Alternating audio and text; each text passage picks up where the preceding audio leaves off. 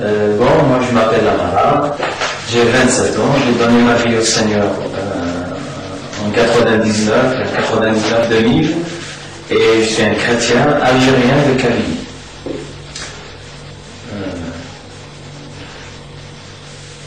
Comment tu es devenu chrétien?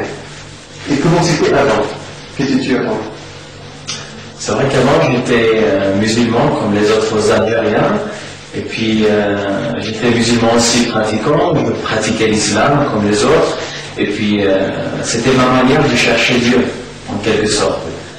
Et force à force que j'ai lu le Coran à plusieurs reprises, et puis, j'ai rien senti dans mon cœur, franchement. C'était comme un livre pour moi.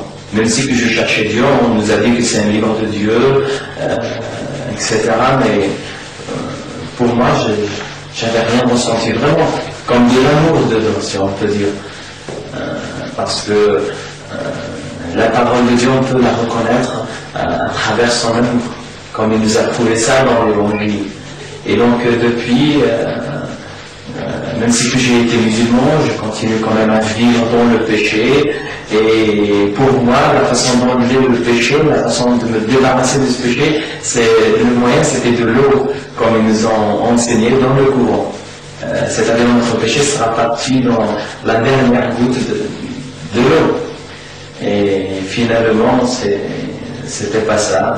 Et le péché part pas dans la dernière goutte d'eau, mais par contre, j'ai découvert que le péché, il y a un seul moyen qui existait et qui existe encore, et qui sera toujours à vie, c'est Jésus, c'est bien Jésus.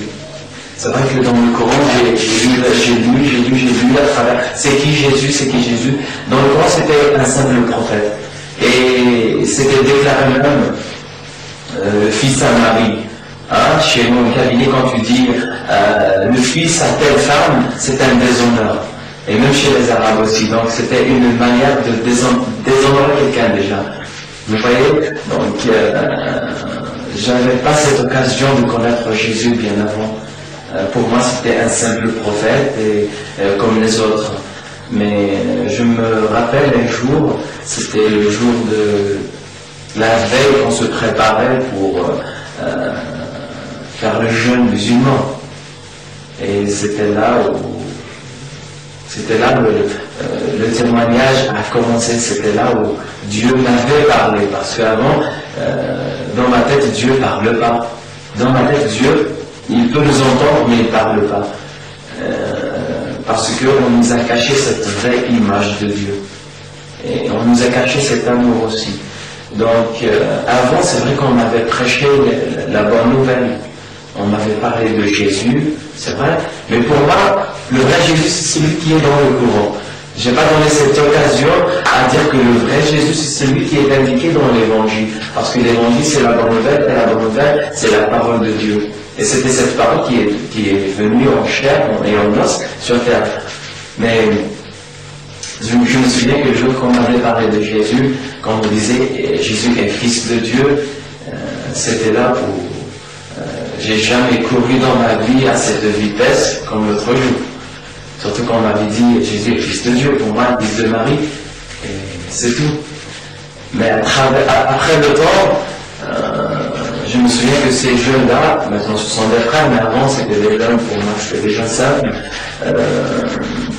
on m'avait donné l'Évangile, le Nouveau Testament, j'ai continué à lire, j'aime bien, comme je le disais, je cherchais Dieu. Alors on m'avait donné cet évangile, donc je l'ai lu aussi, et j'ai trouvé que dans cet évangile, il parle que priez sur ceux qui vous maudissez, bénissez aussi, aimez vos ennemis. J'ai trouvé que des paroles aimables, j'ai trouvé que des paroles qui viennent jamais d'une simple personne, d'un homme terrestre, comme on dit. Finalement, ces paroles m'avaient vraiment touché, mais j'étais très lié aussi par cette religion, par les traditions, par la peur, par plein de choses, par le péché aussi. Donc, je me souviens que la veille du carême, on se préparait pour faire le jeûne musulman, et c'était là où j'ai fait une petite prière dans mon cœur. Pour moi, c'était juste une simple demande, finalement. Aujourd'hui, j'ai compris que c'était une prière. Et j'ai compris aussi que Dieu nous entend. Et c'était là où je demandais, Seigneur, vraiment, si le vrai chemin est vraiment Jésus, si la vraie parole de Dieu, ta vraie parole, c'est cet évangile, t'as qu'à me le prouver. Disons, c'était une cloison que je faisais. Et si c'est le Coran, la vraie parole, ta vraie parole, t'as qu'à me le prouver. Et moi, je te donne mon cœur dès maintenant. Je me souviens que j'ai pas reçu la réponse dans cette instance, mais je me souviens que j'ai dormi, bien sûr, j'avais pris ma douche, je me préparais pour faire le jeûne musulman. Et le lendemain, je me suis réveillé pour y aller à l'école comme d'habitude.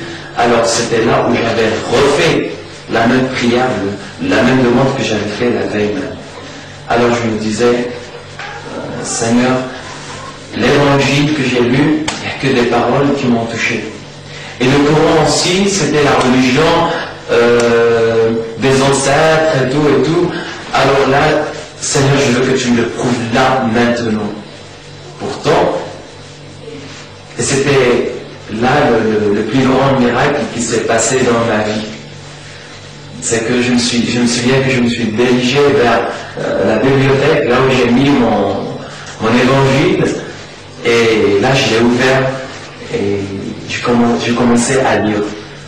J'avais une certaine assurance que j'aurais une réponse quelque part, que ce soit de l'un ou de l'autre. Et c'est ce qui est merveilleux, je me suis dirigé vers l'évangile. Donc le hasard n'existe pas pour Dieu. Et c'était là que j'ai ouvert mon évangile et je commençais à lire. Et je suis tombé sur le verset qui disait « Je suis le pain de vie qui est descendu du ciel ». Et là j'avais compris le message du Seigneur. J'ai fermé l'évangile. Je disais « Seigneur, merci ».